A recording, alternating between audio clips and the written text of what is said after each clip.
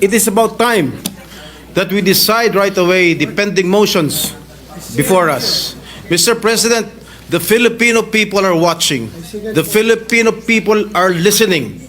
The Senate has to act. Ang pagkaintindi ko po ngayong araw, dalawa lang po ang ating pagdidesisyonan. I-dismiss na natin ito o tayo po magkakaroon ng trial. At nag-aantay po ang taong bayan. Pakinggan naman natin muna dahil maraming mali eh. Maraming error ang House. May error din yung Supreme Court decision, obviously. With 5 affirmative votes, 19 negative votes, the motion to table the motion of Senator Marcoleta is lost. Sotto. Sorry, Senator Sotto is lost. Hindi ba dapat bigyan din natin ng katahimikan yung ating bansa at least until February 6? Na sinabi na ng Supreme Court, barred, mali ang proseso, tuldukan na rin natin sa Senado.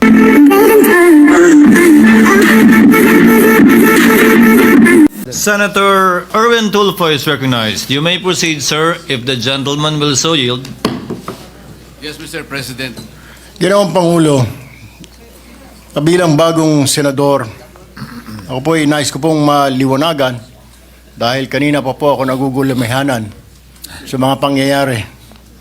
Dahil 3 motion po ang nakasala ngayon, motion to dismiss, motion to table, motion to archive.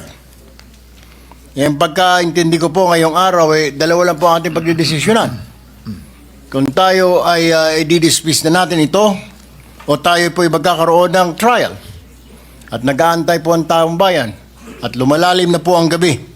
Kaya ang tanong ko po ngayon, are we actually going to vote later or sa ilang saglit?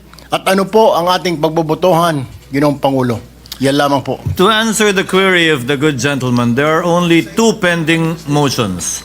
The motion to table by the distinguished minority floor leader, which has precedence over the earlier motion of Senator Marcoleta, supposedly to dismiss, but that he acceded to amend it accordingly, and he will state the motion before we put it to a vote after we dispose of the motion of the minority floor leader to table.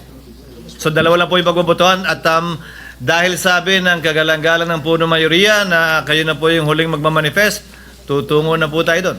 Maraming salamat po. With that, Mr. President, and no member wishes to interpolate, the minority leader is also seeking the floor. I move that The he be minority recognized, leader Mr. is President. recognized. What is your pleasure, sir? Thank you, Mr. President. Just one last push, so to speak. The gentleman may proceed. We're not saying that we defy the Supreme Court decision. We're simply saying, wait. Patience is a virtue. Yung analogy kasi na sa panliligaw, dismiss mo na kagad. Although merong mga matintimang birhing bumigay. Mas magandang analogy ito, Mr. President. In a basketball game, crucial, finals, world championship, merong review ng foul ang referee. Review muna. Dahil may foul eh. Ang gusto ng isang team, maglaro pa rin kahit nire-review. It's as simple as that. So, why not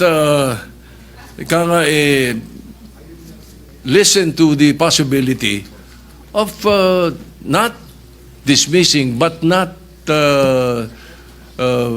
accepting to table, and then we can bring it out anytime. Again, dun sa sinasabing Supreme Court has never considered a unanimous. It has. And the Supreme Court also spoke. Sabi nila, the immediately executory, they are not considered final until the lapse of the prescribed period without so. Supreme Court din mismo may sabi niyan eh. Yun lamang po. Hopefully,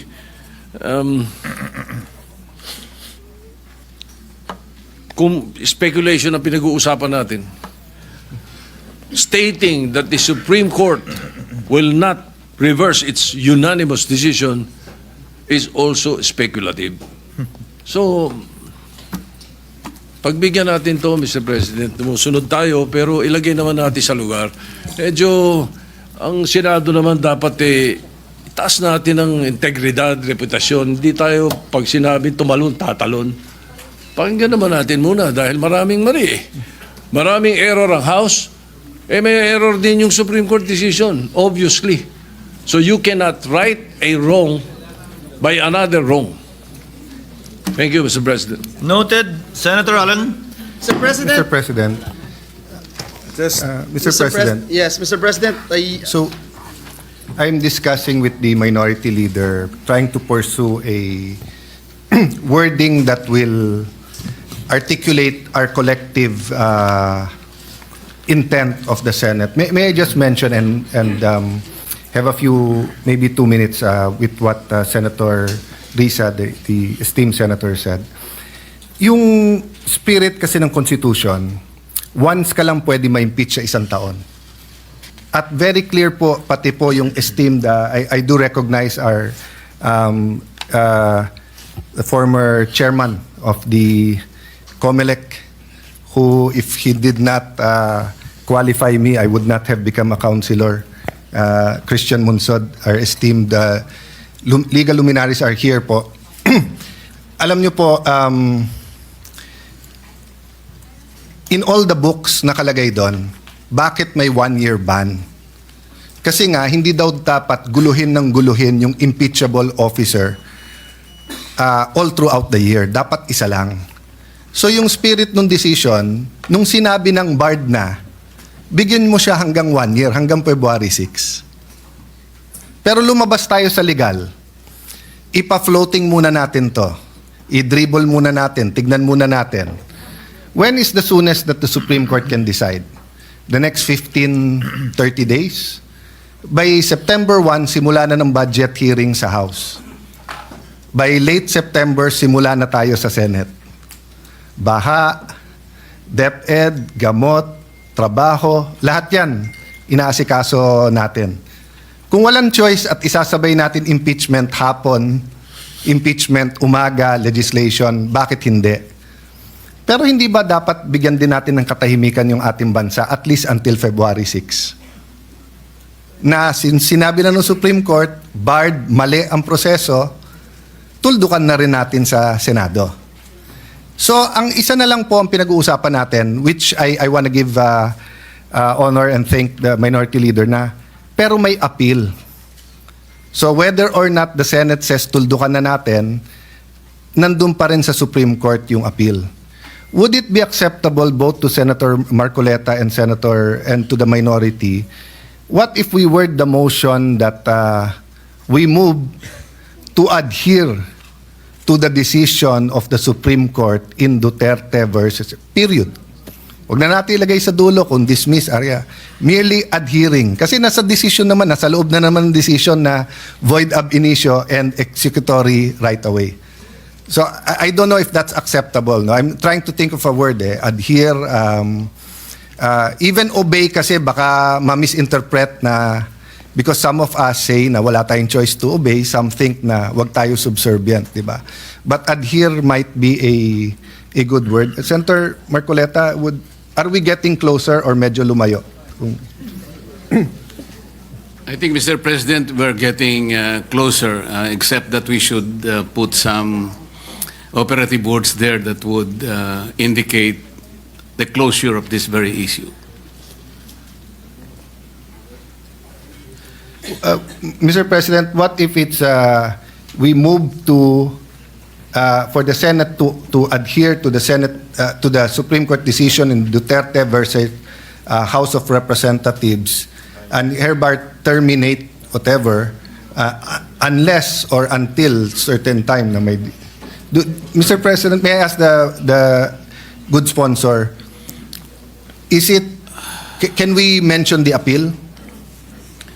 I don't think so, Mr. President. Yes. I think we can only because adhere. It's immediately executory. I think in obedience to the decision of the Supreme Court, the Senate adheres to it and put to rest.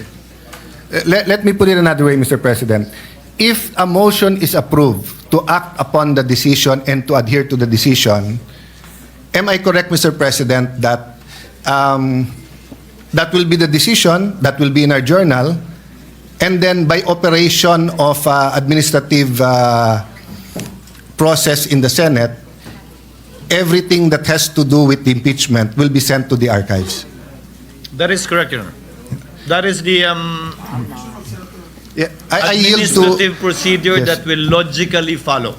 I yield to my colleagues, Mr. President. I'm just trying to Senator come up Zubiri with is a consensus. recognized. Mr. President, I think the operative word today, if we do decide to act on the matters, to archive, as the precedents with former Ombudsman Gutierrez and former Chief Justice Davide. My No, question is, former President Estrada. former President Estrada, my apologies.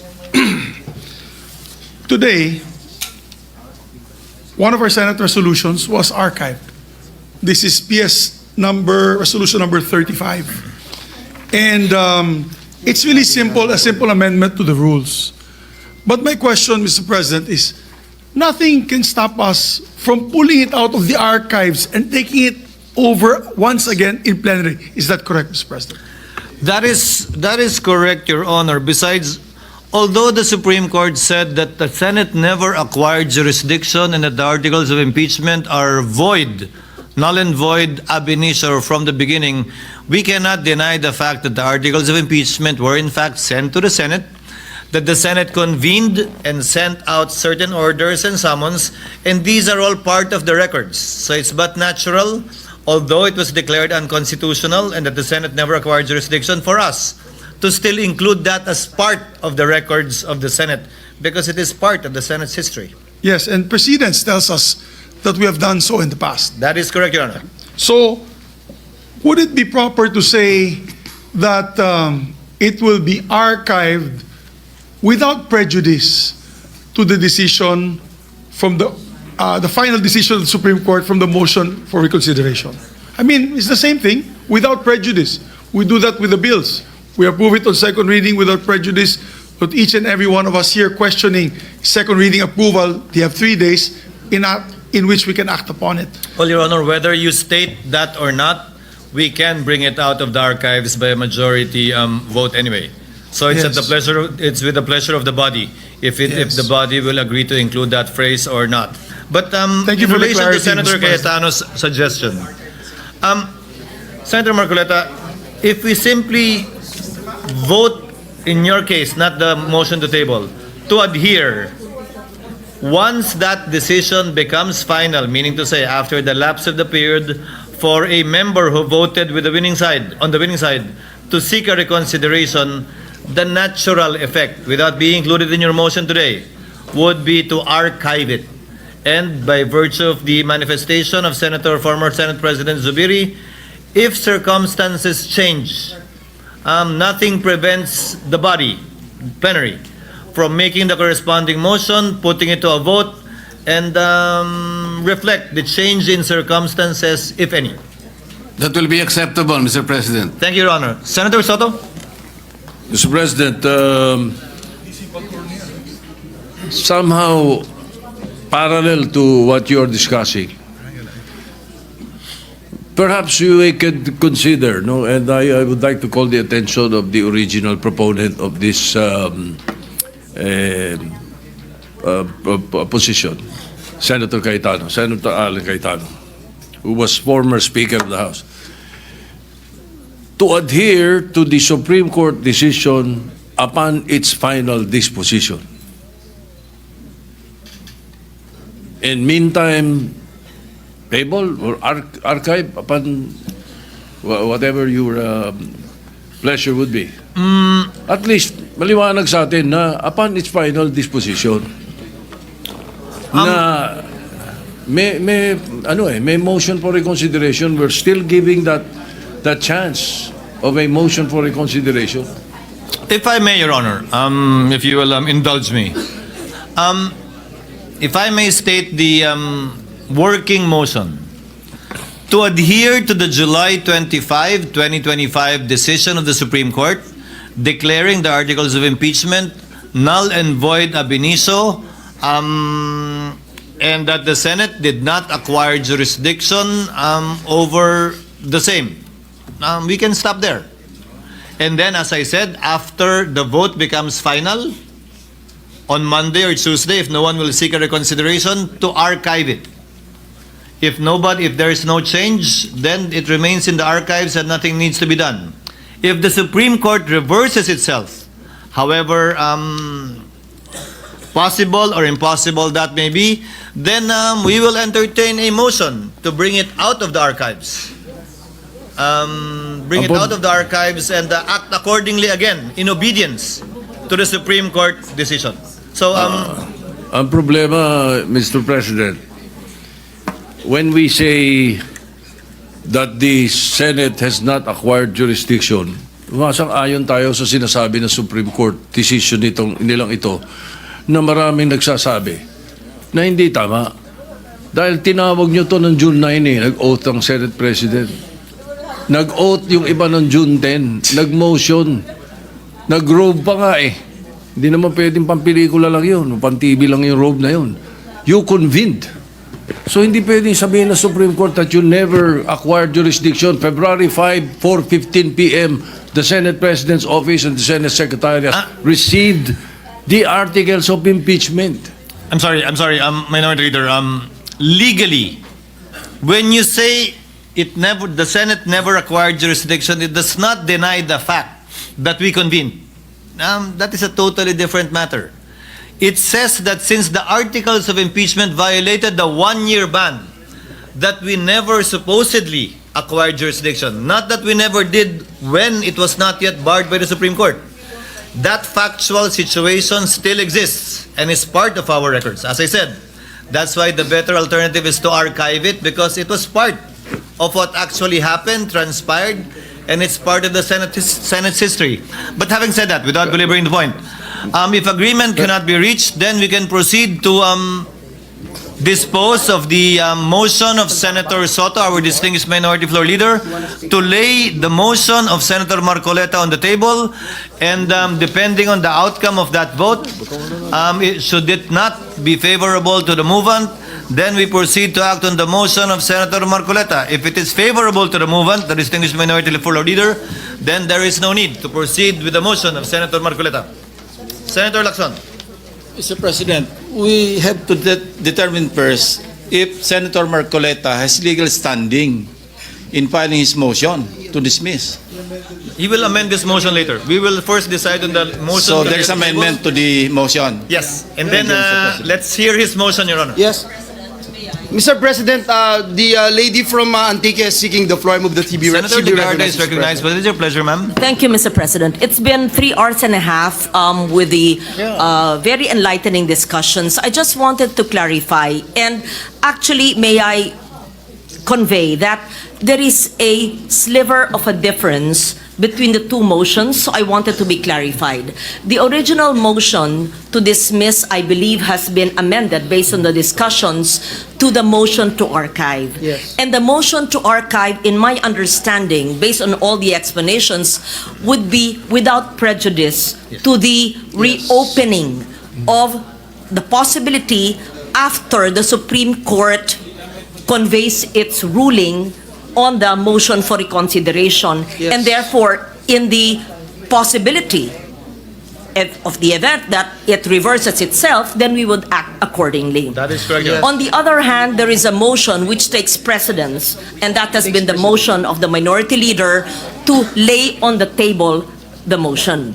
But when you see and interpret the amended motion of the original movement, Senator Marcoleta, and the minority leader's motion, it's similar because it lays on the table, or it somehow just postpones indefinitely until such time that the Supreme Court has decided on the motion for reconsideration. Is there any possibility that May I we can explain the agree so that we can amend it so that the body can actually vote as one? Because we are not putting it to a permanent halt, because we will be waiting anyway for the motion for reconsideration by the Supreme Court. Yes, Mr. President. The ruling on that. May I have Yes. 1 minute to explain the difference? I know that there is, Yeah. let me state, I know there is a difference. I was just trying to bridge Yes. the difference so that there is no need for a painful vote. Yes, I will just explain yes. the difference so that we know. Senator Cayetano is Yes. recognized with the permission Yes. of Senator Rintulfo. Thank you. Mr. President, the reason why I want to explain the difference, para malaman natin bakit malapit pero malayo. Yes, okay. Because when you laid it on the table, ang ibig sabihin niyan, buhay pa yung impeachment. Samantalang sinabi ng Supreme Court, immediately executory. So pag lay on the table, buhay pa yan, pero mamamatay yan paglabas ng MR. Pag in-archive mo, baliktad. Patay na yan. Kasi sinabi na ng Supreme Court, immediately executory. Void ab initio. Pero mabubuhay yan pag binuhay ng Supreme Court. Now, ang ibinigay na po ni Senator Marcoleta sa atin, pumayag na siyang tanggalin yung word na dismiss. Because nga, even I question, we're going to dismiss, wala nga jurisdiction. Although there's a Supreme Court ruling saying na pag wala ka na magawa, walang jurisdiction, i-dismiss. So, the proposal which is accepted by Senator Marcoleta is that we adhere to the decision and then archive it. So, ang natural effect nun, sinunod natin yung Supreme Court na immediately executory. Wala tayong, we cannot say na tama to, malito, malito. You only have two choices. Do you follow the Supreme Court or you don't follow? You cannot say tama to, malito. Diba? So that's I think that's the level of disagreement. Okay, I Mr. take Chair. note of that, and I was trying to have a unanimous vote and trying to bridge the two motions, which based on Rule 31, there is actually no motion to archive, but actually every day we archive in our referral. So because of that practice, then that motion is therefore acceptable. Having said that, Mr. President, let me just summarize what we are voting on. We're actually, and I will just say it, the very, very short dispositive portion of the Supreme Court decision. And this is the article, and I quote it, the articles of impeachment are declared barred by Article 11, Section 3, Paragraph 5 of the Constitution. Likewise, they are unconstitutional and are deemed null and void ab initio. Consequently, the Senate did not acquire jurisdiction to constitute itself into an impeachment court, and this decision is immediately executory. I just wanted to summarize what we've been discussing for 3 hours and a half. And while my attempt to bridge the two similarly worded motions did not succeed, then we will therefore have to put it into a vote. Thank you, Mr. Majority President. Thank you, Leader. Mr. President. Mr. President, I think we heard enough, and I think it's about time that we dispose the motion of our distinguished minority Mr. President. leader to Mr. President. lay this on the table, Mr. President. So I Parliamentary move inquiry. for the previous Parliamentary motion. inquiry, Mr. President. What Mr. is President, Senator Aquino is seeking the floor. What is the parliamentary inquiry of Senator Aquino? Mr. President, may I get, earlier Senator Cayetano talked about the differences between a motion to table and motion to archive. May I get an official response, Mr. President? Is that really the difference? Your Honor, we have not yet heard the motion of Senator Marcoleta. No, Mr. President, a motion to archive and a motion to table, for us laymen, it sounds similar. Sa totoo lang, Mr. President. Anong pinagkaiba niya, Mr. President? Senator Aquino, I mean, what Senator Sotto, that's why I prefer that we act on the motion. What Senator Sotto is seeking to table is not the articles of impeachment nor the impeachment case, but the motion of Senator Marcoleta, which we haven't heard. Okay. So when we decide on the motion to table, the motion of Senator Marcoleta, not the articles of impeachment. Yes. And the motion to archive are the articles of impeachment, Mr. President. Yes. Yun yung pinagkaiba niya. Yes. Thank you, Mr. President. Senator Sotto? My motion to table was to table the motion of Senator Marcoleta. Marcoleta, yes. The That's motion exactly to what I dismiss. said, Your Honor. Yes. Oo. That's exactly what I said. That is That not, the motion to table pertains to the motion of Senator Marcoleta, to dismiss. not Correct. the That's articles of new one. impeachment. articles. The motion of Senator Marcoleta, if at all, would pertain to the articles of impeachment and/or the impeachment case. And if I may add, Mr. President. Senator Pangilinan? Well, the motion to archive, Senator Pangilinan, we're not yet there. well, okay, the motion to table, the motion, then frees us from the debate of whether or not we have the power as a Senate in plenary to address the impeachment complaint. The chair said that earlier. Yes, and therefore... We will first put Okay. to a vote the motion to table of our distinguished minority floor leader, which under our rules has precedence over the motion of Senator Marcoleta, although made earlier. Depending on the outcome of that vote, then we will act on the motion of Senator Marcoleta accordingly. Senator Estrada. Mr. President, you have been listening to all the manifestations of almost all senators who stood up. Mr. President, it has been 4 hours listening to several manifestations of our colleagues, and it is about time that we decide right away the pending motions before us. Mr. President, the Filipino people are watching. The Filipino people are listening. The Senate has to act, and the Senate has to act decisively. Thank you, Mr. President. Thank you, Mr. President. I move for the previous motion, Mr. President. On the motion of the Minority Leader, Senator Tito Sotto, to lay on the table the motion of Senator Rodante Marcoleta. Is there any objection to the motion of the Majority Leader for the Senate? What is the pleasure of the Minority Floor Leader? Mr. President, I move for a nominal vote. The chair has every intention of doing that, Your Honor.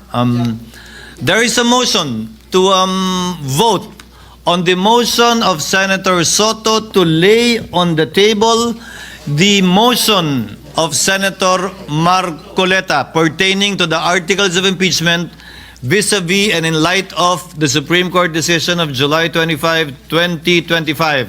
To explain, a yes, affirmative, or aye vote supports the motion of the Honorable Minority Leader, and it therefore means that we will not act on the motion of Senator Marcoleta today. A nay vote, a no vote, means that the motion of Senator Marcoleta will not be laid on the table and that we will act and vote upon it today. Senator Lacson? Later on, we'll know the amendment. Senator Lacson, so that it's on the record, please. So you're only referring, Mr. President, to the motion to dismiss? No, motion to table. Just the motion to table. Just the motion to table, Your Honor, because we are not yet there.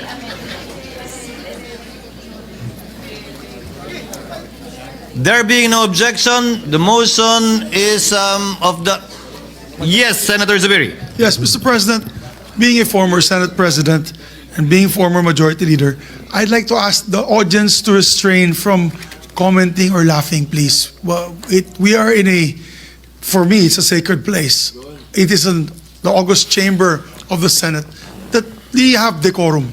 May we ask for decorum from those who are watching within the plenary, Mr. President. Actually, they have been silent for the past 3.5 hours. Chair would like to remind the people in the gallery to kindly respect the processes and procedures of the Senate and to avoid any claps, any jeering or comments so that we can proceed with roll call vote. Yes, with due respect, because I heard a lot of laughing after the poor gentleman from our good friend, Senator Lacson, asked only for a clarification of the vote that will happen in a few seconds. The Sergeant at Arms is so directed. Just proper decorum, because this is a very important vote, and it's a very serious vote that will be taking place. Thank you. The Sergeant at Arms is so directed to kindly maintain order in the gallery. Acting now on the motion of the Majority Leader for us to divide the House and vote on the motion to lay on the table, Secretary is directed to call the roll for nominal voting. Roll call vote. The Honorable Senator Aquino. Senator Cayetano Alan, Senator Cayetano Pia, Senator De La Rosa, Senator Ejercito, Senator Estrada, Senator Gatchalian, Senator Go, Senator Ontiveros, Senator Lacson, Senator Lapid, Senator Legarda, Senator Marcoleta,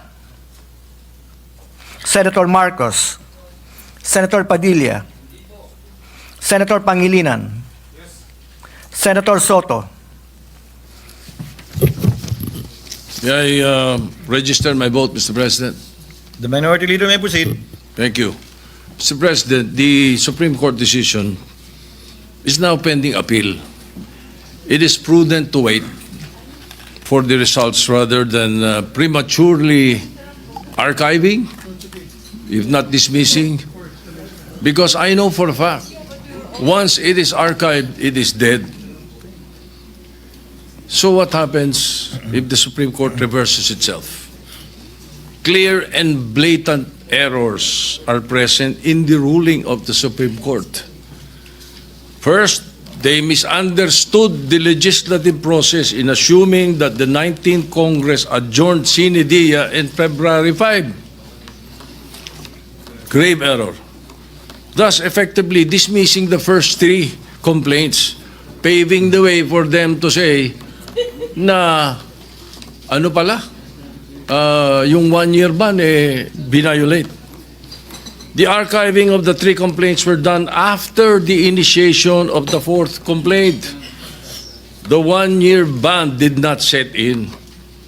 Second, the decision practically amended the clear mandate by the Constitution by placing a hierarchy on the modes to initiate an impeachment complaint.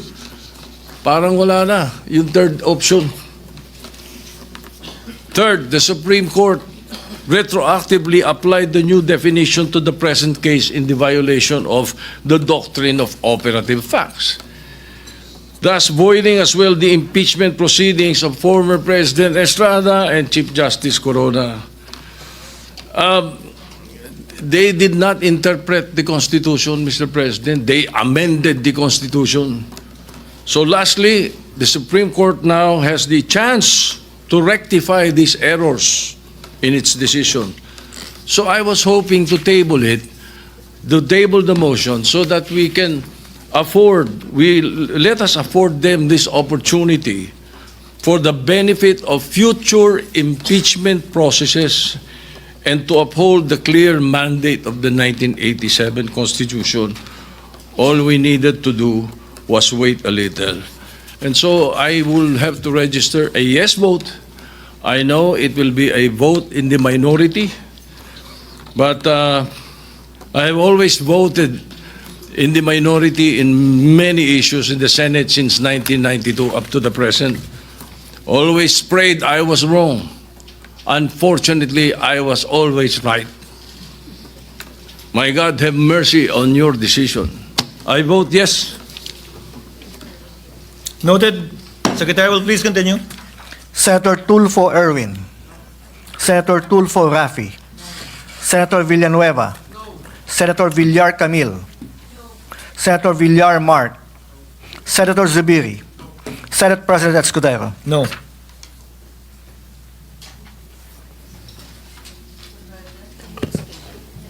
Pwedeng mag-explain ng boto. Before the explanations of vote, Chair would first like to make of record the result. With 5 affirmative votes, 19 negative votes, the motion to table the motion of Senator Marcoleta is lost. Lost. Soto. Sorry, Senator Soto is lost. No, he said the motion to table the motion of Senator Marcoleta is lost. Yes. Pati tuloy ako, nalito dito siya.